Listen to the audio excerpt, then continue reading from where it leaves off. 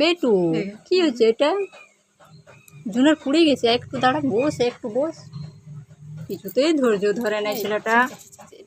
চা তো হয়েছে, কিন্তু একটু জুনোটা পুড়াই, তারপর আমরা খাবো না বেটা। একটু বস বস, দেখ দেখ দেখ কি উৎপাত করে ছেলেটা। ও, এই তো হয়ে গেছে, আর একটু বাকি আছে। বস, কিছুতেই বসা হচ্ছে না, বল।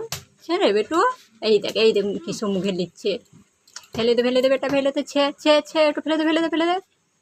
আমার পেটু কি উৎপাত হয়েছে। হ্যাঁ বেটু, এত উৎপাত, এই তো পুড়ে গেছে, আর একটু বাকি আছে সোনা, একটু বস। দেখ দেখ দেখ, একটু ধৈর্য নাই, খাবার দেখা মাত্র ও অস্থির ধরে দেয়, মানে মাথা খারাপ করে দিয়ে ছেলেটা আমার।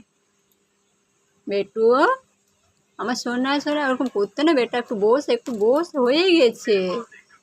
আমার বেটু তো জুনুর পোড়া খাওয়ার জন্য রেডি। তোমরা কে কে খাবে চলে এসো আমাদের সাথে। আমি আর বেটু রেডি আছি জুনুর পোড়া খাওয়ার জন্য।